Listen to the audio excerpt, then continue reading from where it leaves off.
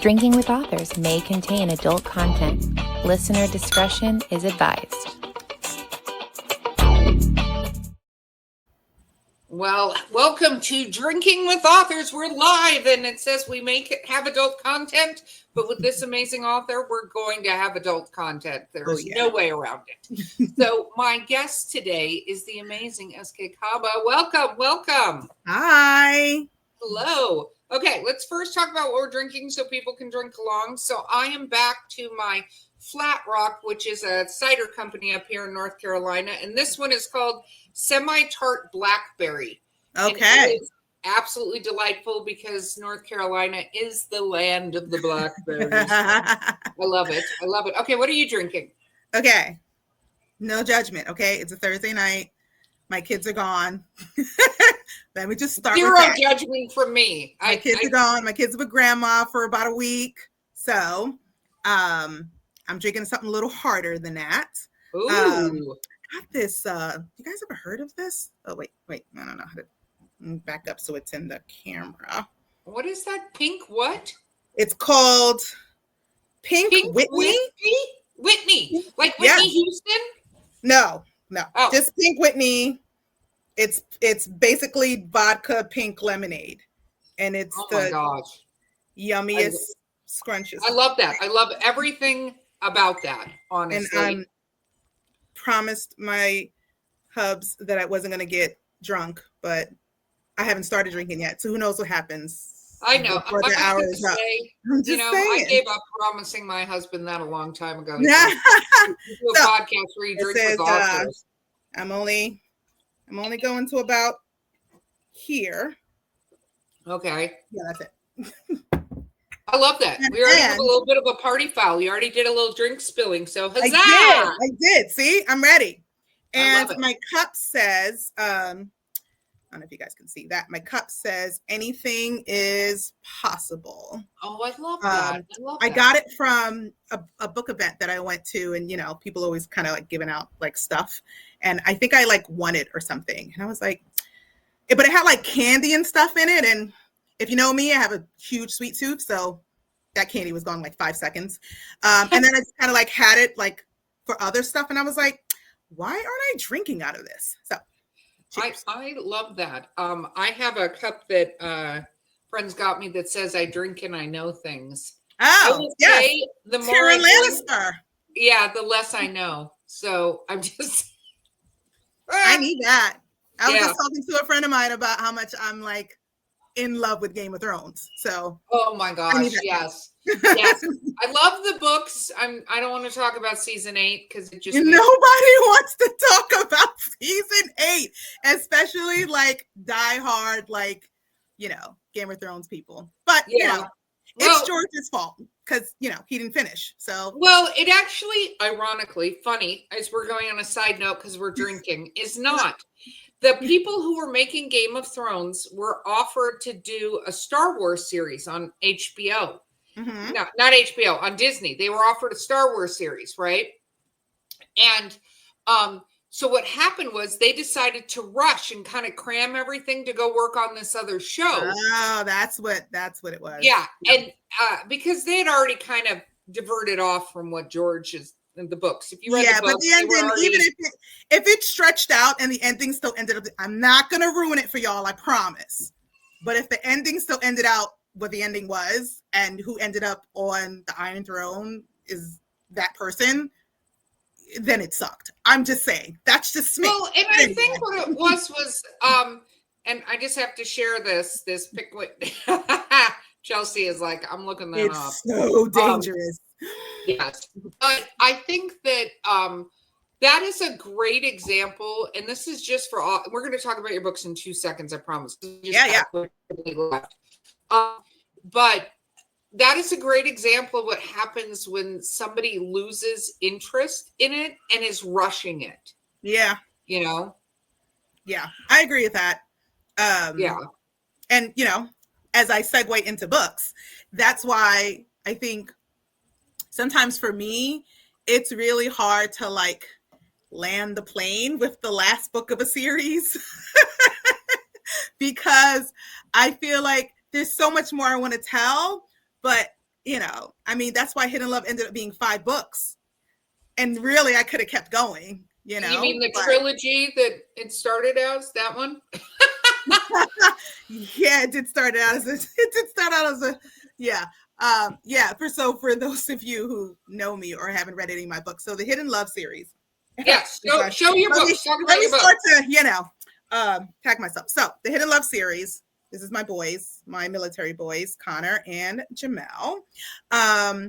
It started out as all of 2 books and Not So Hidden as one really, really, really big book of like 130,000 words. And when I first started trying to get it published, almost everyone said to me, it's too big, it's too long, you're gonna have to break it out. And so I did. I broke it up. And then the last book was another like 130,000 words, and I broke that up too. So 3 books ended up being 5 books, which I don't mind, and most people don't mind either. But then ironically, then after that, the trend was, well, we want longer books and we want bigger books. And I'm just like, okay, y'all, make up your mind. Like, I was writing 120,000 words, and now you tell me not to. So it's so funny, as I'm coughing to death, excuse me, that the trends change, and then it also depends on the reader, because some readers love little books.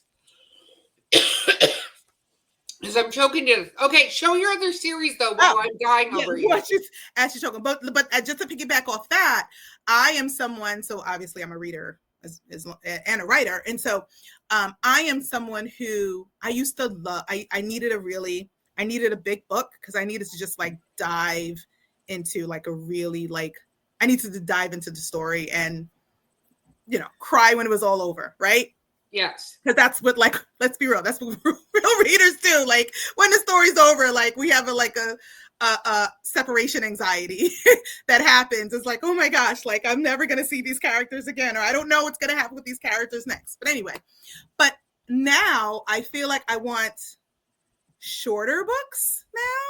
So as I'm writing books that have like more content and more words in it for reading, I feel like I want like books that are kind of like not get to the point, but like I know why I opened this book. Like you gave me your tropes and your trigger warnings. I know I opened this book. I don't need, the first 50 pages of we pussyfooting around, getting into bed together. Like, can we just get there? Like that's enough of the exposition. We don't care what the house looks like. Yeah, not too much. Or the kitchen. And I write that way. So I will describe the entire room. I'll describe what he smells like. Like I will get into like the nitty gritty of all that because my readers want that, right? So yeah, it depends on the reader. It's interesting. Okay, so you have other books though. So talk about those. I do. So the Hidden Love series is my baby. And that's 5 books. And then I have a Plain and Simple Connection series. It's actually 3 books, but I'm running around like a crazy person because I'm literally going from like event to event to event. My next event is in Hamilton, New Jersey at Pigario's Winery. Go on my website. If you're not subscribed to my newsletter, please do. You get all this information right away. So this is the 3rd book of the series. I keep trying to figure out how to do this screen thing. You can see it. There you go. Okay. Complementary Connection is the 3rd book. The 1st book is actually a Plain and Simple Connection. So this is a 3-book series.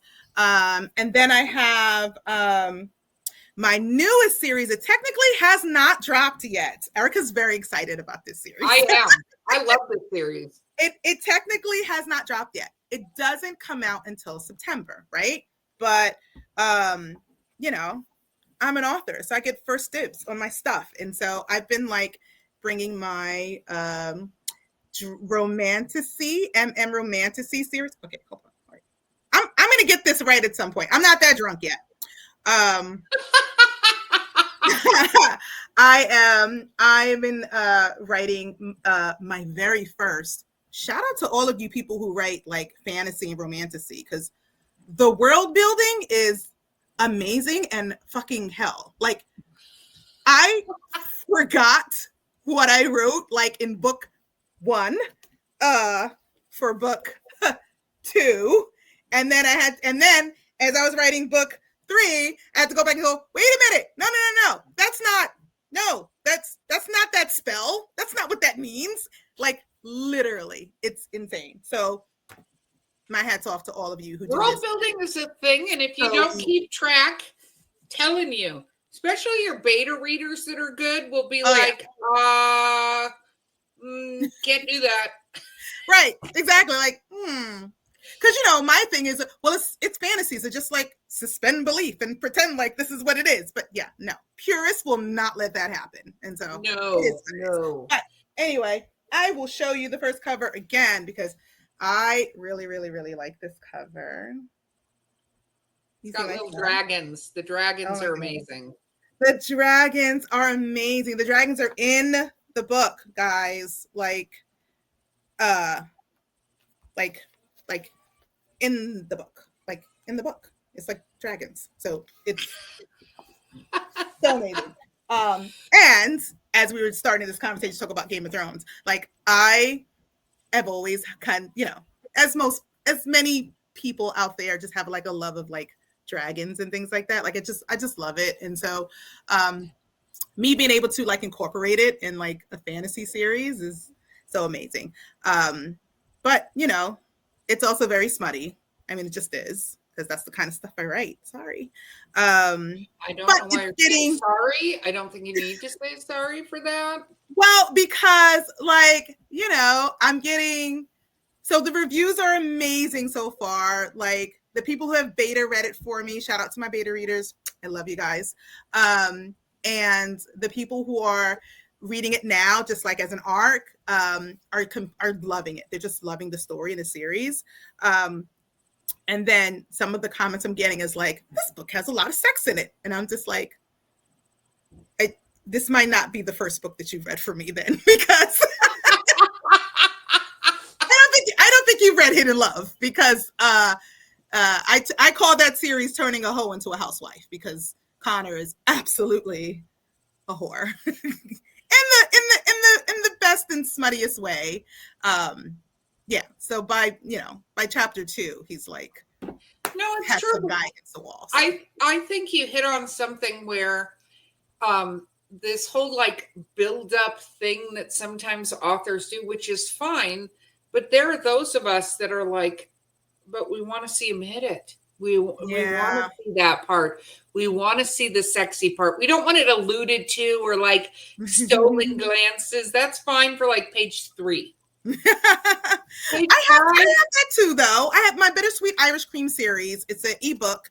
It's actually 6 books, and I'm still working on book 7. Sorry for my peoples who's still waiting for that. It does start out, they're not friends. They meet and they hate each other, and then they become friends. And so there is a lot of like pussyfooting around. There's a lot of like stolen glances, and no, of course not. He's just my friend, and we're just hanging out, and doing all these kind of things. And so people like that too, right? And so I don't want to take away from people who really like that, but just know like when once the sex hits the pages, like yeah, it's full steam ahead. And I am someone who, again, if you haven't read my books yet, I'm someone who, it's more than just open door for me. It's like, lights on, windows open, and somebody's in the room filming. Somebody might be in a room filming. Like it's that open. And just because like I'm just someone who I enjoy reading very sexual and sensual scenes, and sometimes even within those scenes there's dialogue and there's commentary and there's a way in which people connect with each other during sex or during making love. And so I like to be able to kind of describe that and delve into that just a little deeper. So that's me. I appreciate that. I love this story, your most recent one. I love them all, but I really enjoy this story. I want to ask you, you've gotten a lot of feedback on it. So you read your reviews and stuff like that. Have you always done that? Is that safe for you, or is that? It is not safe. Okay. So Some people know that I started on writing on Literotica, and I've been writing on Literotica for years. I actually had stopped writing on Literotica not too long ago. So I've always been used to kind of getting that feedback, because that was, for me, that's what made me a better writer. Not so much of people just come and say, this story sucks. Like, that's not helpful, right? But just kind of delving into, like, because the other pieces of my stories is I do write a lot of sex scenes, but you can take the sex scenes out of my stories and it will be a whole story by itself. Like, anyone will tell you that, right? Because I dive into a lot of the complexities of just human life, right? And so, just a lot. I love the family drama stuff, and so all of my stories have a bit of that family drama. I love the push and pull of relationships and how people come together. I am a firm believer of happily ever after, but I'm also a firm believer that we got to get you there, right? Yeah. Because love is not a fairy tale, and so I want that. I want that humanistic part of it. At the same time, if it's a review that makes sense, or I'll say a criticism that makes sense, then I'll take it under advisement. But no, it is not safe. And I have learned over the years not to do that. I'm doing it now because I'm trying to get more reviews, and I want honest reviews. Like, listen, if you tell me you hated the book and the book sucked, then I respect that. You know what I mean? Not everybody is for everything. I'm not everyone's cup of tea. I'm good with that. But I'm reading my reviews because I'm trying to get more people to either, if you see me at a book conference, pick up the book. If you can get your hands on the ARC, like, get it. And so that when it actually does drop in September, like, it already has a good momentum for it. So, but no, I mean, I've read reviews that have just, like, broken my spirit and made me question why I ever started writing in the first place. And I think that's the horrible thing, because I remember my first negative review I got, and I got so mad for the longest time. And then I literally sat back and went, yeah, but they bought the book. Okay. They paid me already. They can, if you're going to pay me, you can say whatever the hell you want to say, because I'm already paid. And if you don't like it, where I went, I will be mad is if somebody goes, there's a bunch of typos and there's bad grammar, and, like, if you're eviscerating the actual, like, content as far as, like, grammatically and stuff, right, then I can go, oh, okay. But if I like, all of my horror books don't have happy endings. I warn people of that. It says it right on the back of every horror book. This does not have a happy ending, because if you're a happy endings person, don't read my shit, because you're not going to like it. You're just going to be mad at the end, which is what most people say when they get to the end of it. They're like, Erica, my favorite review on Amazon says, Erica Lance is an author that likes to punch you in the effing face. It was a 5-star review. I was like, yep, that about sums it up. That is my reviews in a nutshell. But I think as a writers, where we need to look at it is not, there's too much sex, there's too much, is you have a bunch of typos. You have a bunch of misspellings. You keep changing tenses. Like, stuff like that, you can, as an author, go, yeah, that's bad writing. If it's bad, right. So if it's bad writing, then it's like, and and this is also why, like, I was thankful for Literotica, right? Because I was just, I'm just reading. If you guys know anything about, like, writers, so I am a pantser, which means I just, like, I need to get the story out of my head on paper. I don't care what it looks like, right? And so I would do that and then just throw it on Literotica. And so I would get feedback like, this story's amazing, but oh my God, the run-on sentences. And then I'd be like, oh, maybe I should go back and look at this again. And so I've had a number of kind of people, because on Literotica, there's also a lot of people who will proofread your stuff for free, which is cool. So I had at least 3 different people over the years who have said, like, hey, do you want me to proofread this for you? And just kind of put it back up there. And it's been great. So with that, I've learned a lot of things about myself. One, I cannot proofread my own shit. Like, I will try. Me Me either. No. But I will always mess up form and from. Never fails. Always happens. It just is what it is. Yeah, I honestly, with the editors, whom I love, I just 99% of the time, I just accept all because I'm like, all. You know what? I already know things. I look for the comments to go because to me the comments are either nice acknowledgments or you F something up, right? So I always just go look for the comments and go, okay, what do I need to fix? Because I can guarantee me looking at it going, should that comma be there or not? And my editors always tease me because I either overdo the commas way too much or underdo them. I can never come to that happy medium of how many commas I should have. Don't get me started on M dashes. Like I know. And so when they fix it, I'm just like, thank you. Cause I'm not going to, it's not going to get better. It's not going to get better if I go through line by line trying to look at it. No, if it's grammatical stuff, I'm usually just like, let me just save all that. Usually if it's the comments on the side, it's like, as Erica will tell you, sometimes I go to war with my editors every once in a while. But at the end of the day, like what gets out there, what gets produced is just so amazing and wonderful, and I love it and the people love it. So I learned a while ago, like the first few times I was edited, I wanted to go line by line. Now I just want the summary of what not to do again. Like every time I write something, there's a new stupid thing I'm doing. So for the longest time, I used the word realize too much. Everybody was realizing things. They realize. So now I do Control-Find for the word realize to see how many times I've used that. Like it's stuff like that. So I just have like these little Post-its of before you hand in this manuscript, and every time I hand one in, I get a new Post-it. Check the names. Because last time I just changed the names of characters from one chapter to another. Oh my gosh, I've done that so many times. Yeah. And so I know Chris, my editor, is like, you spelled his name 3 different times in this. No, it's definitely like, is this supposed to be Jacob or Luke? And I'm like, Luke. It's so funny. I don't know. Like, did I spell his name 3 different ways? Oh, okay. Except all changes. Right, exactly. Like it's like pick a lane. Like, okay. Yeah. And I usually can't. So I'm like, I don't know, whatever looks good. Is there anybody else in that chapter with a J name? Like move along.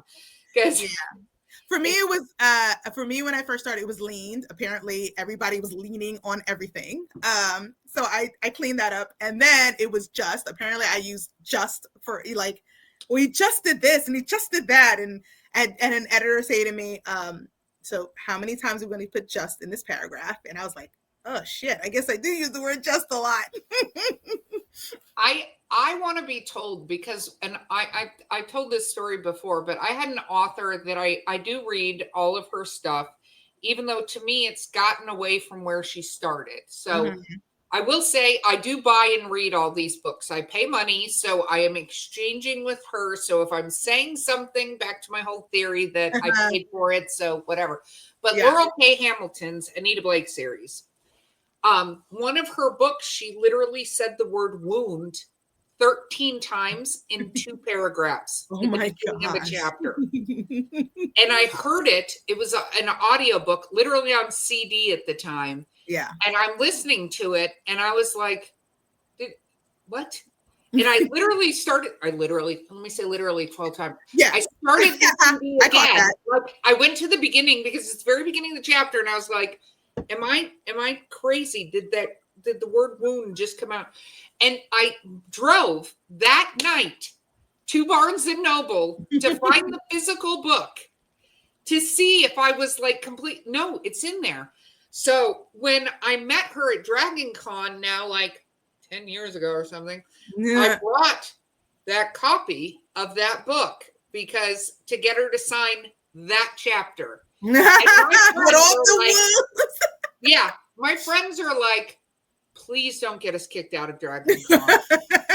And I'm like, I don't know if she actually cares because this got through. So either she has a terrible editor or she just doesn't care, right? Yeah. So I took it up and she's like, why do you want me to sign this chapter? Now it did have one of my favorite bad guys in it from her series. So I'm sitting there and my friends are behind me going like this. Don't do it. Don't do it. Don't do it. And I took a deep breath and I was like, I really like your bad guys. And she's like, oh, well, that's really cool. And I really was like wound under my breath. Like I was I like your bad guys. They wound me so much. Yeah, exactly. I'm just, I was always impressed that Stephen King wanted his things. Like on the Four Horsemen website, it says, tell us errors you find in books because we want to fix them. When that happens, it throws you out of the story. So we need to find the 400 justs you put in a book and be like, you can have 12. Choose where you want them to go. So what has been some of the funnest parts about being an author recently for you? Oh, gosh. Meeting people.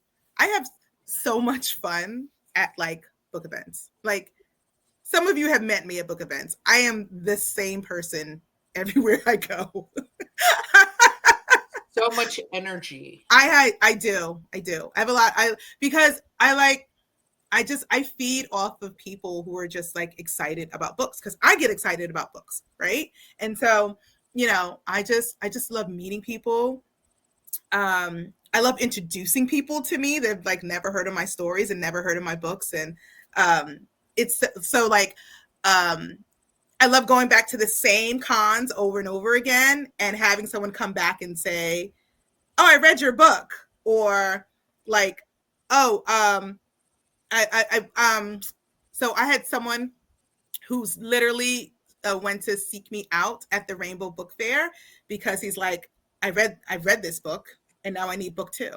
And then I had someone do it again at the Right Women's Book Fest in Maryland that I just came from. She's like, oh, I read the first book. Now I need the second one. And I'm like, yeah, let's do it. You know what I mean? And so it's like, I just do. I love the fans. It's so crazy for me. It's crazy when I say things like I have fans. Like it's not me. Like my stories have fans, right? It's not me, love. You are the creator of those stories, and yes, you have fans. It's Jack and Ethan people love, right? It's Connor and Jamel people love, right? And so I love getting like mail from people. I love getting emails. If you email, I tell this to everyone, if you email me, I'm going to email you back. Like that's just the way it is, right? And if I really like you, I just might send you a book. So I had someone email me. So here goes more stories, right? My 2 stories, A Love for Micah and Jerry's Heart. Did I get that right? Mm-hmm. Yes. Okay. A Love for Micah and Jerry's Heart were originally on Literotica. And make a long story short, I had a insanely huge fight with Amazon Kindle, KDP, who allowed people to steal my stories and claim them for themselves and put them on a Kindle. And so what I unfortunately did was I took them off of Literotica, and then I made books, I made ebooks out of them. And so where they were for free, they're no longer for free. And so I had someone reach out to me earlier this year who lives all the way in Australia. And they were like, I really, really loved, Jerry's Heart. Everyone loves Jerry's Heart. It's a second chance romance. It's just so wonderful and amazing, and everyone loves Jerry. Everyone falls in love with Jerry, and they were like, I really, really like Jerry's Heart. I'm sad to see this not on Literotica anymore. It would be great if I could. They didn't ask me for it. Did they ask me for it? I don't think they asked me for it. I think they were just like, oh, like I wish I could kind of thing. And I was like, well, give me your address. I'll mail it to you. And I did. Actually mailed both because why not? You know what I mean? Like, why not? It's not their fault that I had to take it off of, it was for free and now it's not. So yeah, if I really like you, I'll send you a book.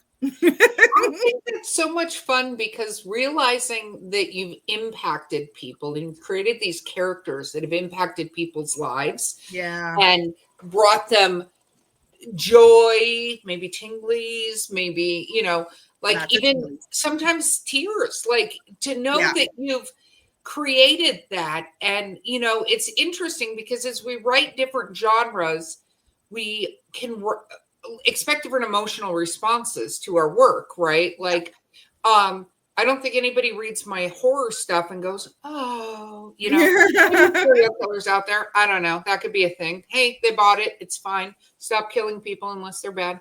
But like, having those reactions and then having the fans come tell you and I don't know if you've Yeah. had that, what I call that fangirl moment where somebody kind of loses their shit meeting you in person and goes completely, like my fangirl moment happened when I was actually doing a lecture on writing at a local bookstore. And I'm there and I said, my name is Erica Lance. I also write under the pen name Dahlia Lance because I write humorous erotica. And she's like, oh my God, you're Dahlia Lance. Like she, in the middle of like, I'm introducing myself to this group. This woman is like, she's like, and starts, I couldn't stop her from like just gushing. Yeah. And it took me, I was like, what the F is happening right now? Like I'm sitting here all prepared to give this lecture and this fangirl just goes nuts and I can't believe I get to meet you. I don't have your book. I need you to sign the like in the middle of this class. And I was like, alrighty then. How fun is that? It hit me because at the moment I was trying to juggle the fact that like it almost looked like I paid her to do this when I'm like, hi, let me introduce myself, but later I was like, oh my God, I got the fangirl moment. I got that moment where somebody was so excited to meet me, right? Yeah. Which when you have that and people come back and go, oh, I love your work, or I love this character, or I love this, or I love this scene, or, especially when they bring up something you don't even remember writing, whatever, it happens. I love that. And it's hard sometimes for our creative, our little voice that tries to like yell at us, imposter syndrome, to really understand. Yeah. But if you think back to books you've read and that have had that, and then you get to meet the author, they're having that same thing you did. Very few are so egotistical that they're like, I'm the greatest thing in the world. We're always like, people like my stuff. I know. It's still, I mean, what am I, like year 4 from actually being published, and it still feels insane to me. Like, oh gosh, people like, okay, like on Literotica, it's like, okay, yeah, people following me, people like my stuff, but like people like my stuff. You know what I mean? Like they like this crazy shit that I put out there. Like it's insane. Yeah, and we need that because we write in a vacuum a lot of times, you know what I mean? So we sit by ourselves going, I hope this is, okay, here it is. Like, I think it's good. And then when somebody goes, oh my God, I love this story, you're like, I did it. Even if it's one person, you're like, I did it. Yeah, I know. It's so cool. It's also very humbling for me because, I became a published author at 40, right? And so I've always wanted to like expand and really write these stories. And when I started like putting it out there, it really was like, so when I tell people like I have stories in my head that just have to come out, like I'm so serious. The last 2 nights, I've been dreaming of this scene for the series that I'm writing on Theo Reads. So Theo Reads is another erotic website, not porn, erotic stories, a website that that has erotic stories on it. And so I'm one of the founding authors of Theo Reads. And so a lot of my content you can find everywhere except this one story that's just for Theo Reads, and it's called The Throat. And I have about like half the story on there because I haven't finished the other half. And I've only in like I've shelved it. I don't know if you guys know what that means. So I've kind of like shelved this story for a while. And then over the last like week or so, I've started dreaming scenes. And so I started reading it again.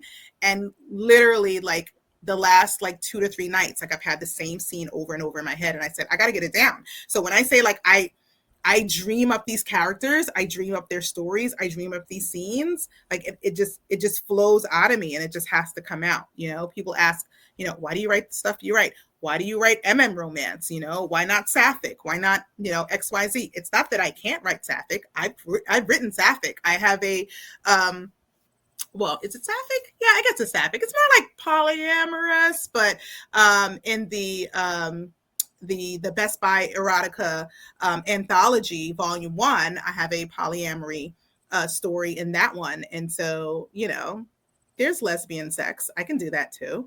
I'm in the middle of doing a BDSM story. You know, it's male, female. I can do that too. I like sex. So it doesn't really matter.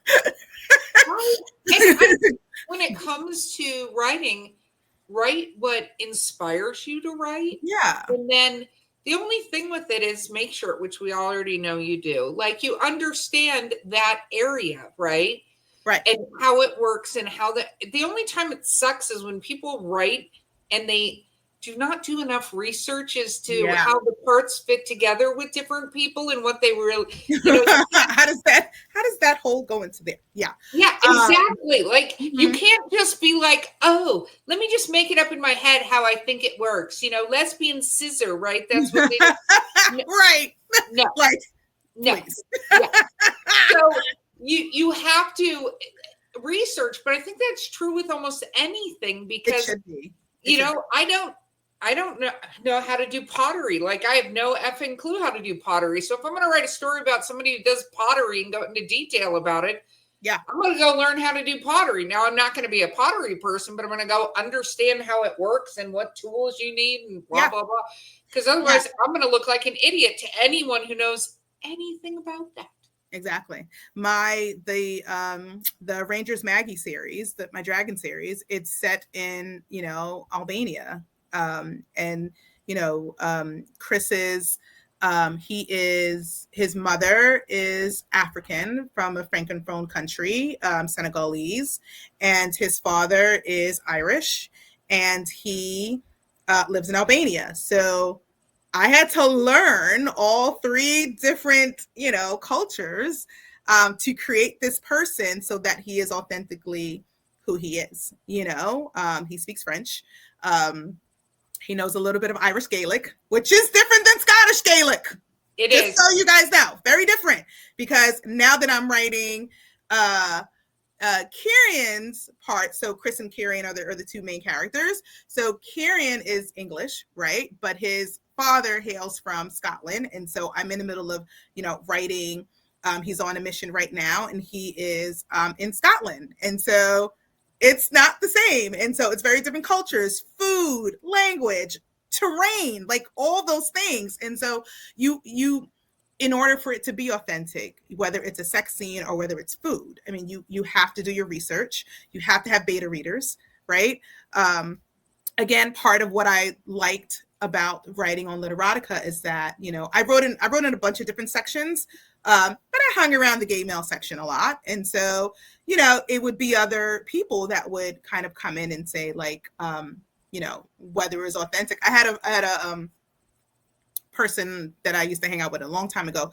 I remember he said he read one of my stories, and he comes back to me and goes, "How do you know?" And I just I just busted out laughing. He was like, "How do you know us so well?" I mean, he was, you know, he's a gay man. He's like, "How do you know us so well?" And I'm just like, dude, you don't even want to know. Like, if I go into like all the things, like you'd be like, yeah.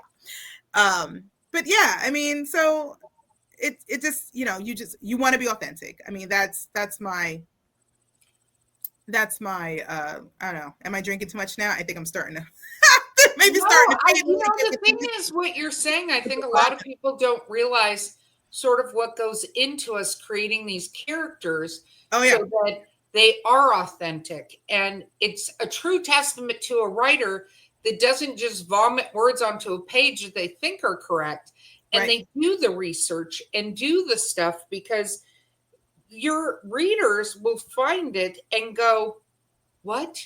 So like one of the things that used to be more of a situation, but you'd find men who were writing contemporary romance, straight men writing contemporary romance. You mean with the big-breasted women who just...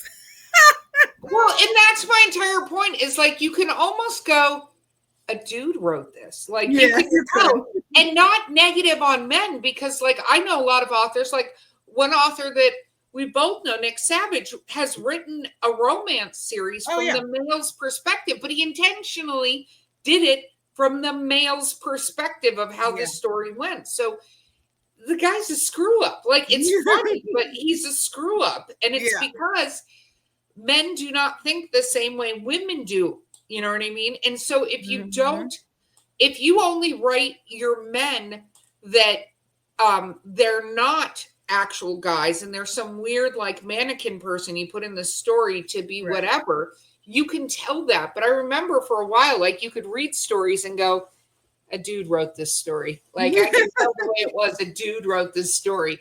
And it wasn't authentic. Now, I don't care who writes the stories and what, I agree, you know, what sexuality they identify as, what sexuality they write, as long as, and it's true with racial stuff too. Like, it's fine if you're going to write something from another race's perspective, or a mixed race, or another location, like all that, as long as you understand what it is. And also potentially use sensitivity readers that, so important, you know, have that, so that they can go, yeah, you can't say that.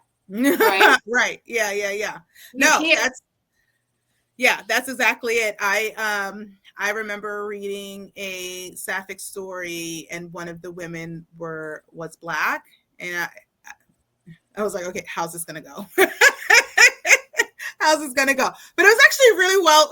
It was really well done. I mean, she had braids, and at one point she took out her hair, and it was like, you know, kind of a big furry kind of thing. And I was like, okay, she's kind of getting how we do things sometimes, and you know. But I'm the same way. Like, for me, I don't go and say like a man can't write, female characters. Like, I'm not that person who says that, or a white person can't write Black characters. For me, it is about authenticity. It's about making sure that if you're going to, you know, write a character that's just that you don't personally identify, then, you know, just make sure that you understand that group, that community, that people. Make sure you're doing that research, making sure you have those sensitivity readers who are reading it for you and saying like, this makes sense, or I don't know, I wouldn't say that, you know, because that's super important as you know, for any aspiring writer. No, I think it is, and I think a lot of people don't pay enough attention. And then the other thing is, read a lot of what's in your genre, not because you need to copy it, but understand what the popular books are in that particular genre and stuff like that, because the popular books are what people like, right? Yeah. So people who read that like that. Like, people who read Harlequin, it is an exact formulaic situation. It is. Yeah. You could divert from that. Now you're in another genre, right? Like, I don't care how, like, I want to be rebellious and write it this way. Then you're not writing a Harlequin romance. Like, I know. And I consider myself a romance writer, but you know, I've gotten some feedback about like, so like in what it's so what did I say in the beginning, right? So like, I'm someone who believes in happily ever after, but you got to get there. And so, you know, in my Ryan D. Ryder series, A Plain and Simple Connection, you know, people were kind of upset with me that, you know, they, you know, halfway through the series, they both ended up sleeping with other people. But here's the deal, right? They met on a plane. They did the things that people do, without really in consideration of their lives back home. And then when they went back home, they had to kind of clear all that stuff up before they can really come together. And so for me, that was important for, sometimes you got to sleep with the wrong one to realize that, the right one was in front of your face. You know what I mean? Well, and I got a little flack from that because apparently true romance people are like, absolutely not. They're only supposed to be in love with each other. And I'm like, yeah, that's not reality sometimes. But that's exactly what I'm saying, is that a Harlequin romance is not reality. It's not reality. I know a lot of women out there, and I'm going to get a ton of hate mail. It's fine. Want that to be reality, but that, it's never that clean and simple to get to that point where you're with the person who's your other person, right? Right. It's usually not a straight road, so to speak. You got to get there. There's obstacles. There's family drama. There's society. I mean, a lot of my characters are, interracial. Chris and Kieran are interracial. Jamel and Connor are interracial. Jerry and Marshall are interracial. So, there's a lot of like societal things and human things and just being gay men in this society. I mean, there's just a lot of things that are just,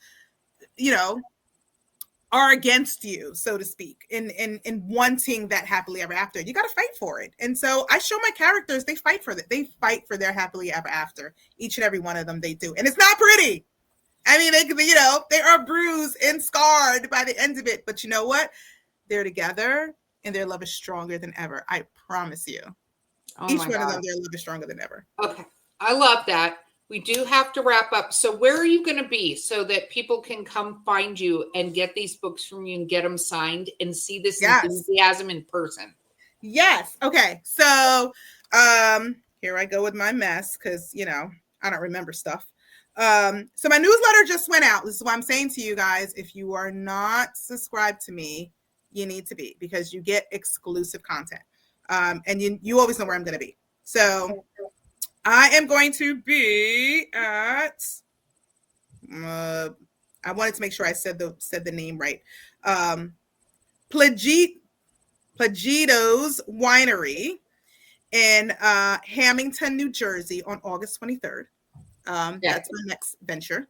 And then Smut Lovers in Florida. I'm so excited to go back to Smut Lovers. I love Nikki Rome. I love Ashley Michelle. Like, I just love that whole crew. I love what they do. I love, yes, it's books, but it's education. It's so much that happens. It's fun. It's educational. It's sexy. Like, it's just so much that happens in those 5 days. And so I will be at Smut Lovers. That is September 17th to 21st. I'm excited about that. And I am patiently waiting for Collingswood Book Fair to open back up, because they usually have that in October. That's in Collingswood, New Jersey. And I'm usually doing that as well. So is my schedule for the rest of the year. And then I have some other stuff next year. I can see this officially. Because, we always have to wait before we announce things. But I will be at a Polycon again in 2026 in April. So if you guys are a Polycon people, I will be there again. Wonderful. Okay. I know you have your QR code, but for those people that might be listening to this, what is your website to go sign up for the newsletter? Okay. So it's just my name. Can you see my name? Yeah. It's just the other way. SK Kaba. www.skkaba.com. That's super simple. Okay. Perfect. And it's in the show notes. So you will find her. Absolutely check them out. You will fall in love with these characters and you will go through the entire emotional journey. But there's lots of warm tinglies that you get throughout the entire story. So I heavily recommend them. Yes. And yes. Okay. So I have to do this again, right? Sometimes I forget to promote myself because I'm so busy running my mouth. That's the other problem I do. So Beast and Romance, my first romantasy. It seems to be doing pretty well. So if you see me, pick up a copy. Yes. It doesn't drop until September. Or pick up the entire, all of them. Pick up all of them. Yeah. Because when you start, you're not going to want to stop. So you're not. That's true. Okay. SK, as always, you are thoroughly amazing and so entertaining. and so much fun. And now I'm going to look into Pink Whitney because I feel like I need to up my game. This is, I don't know if you guys noticed, but I was like sipping slowly because you were, but it looks like you sipped half that bottle slowly. Yeah, yeah. Anyway, I cannot wait to see what you write tonight because that sounds like that's going to be amazing. Being able to get nice and drunk and write, it's the most amazing feeling in the world. Yeah, I always think it's amazing until I read what I wrote the next day.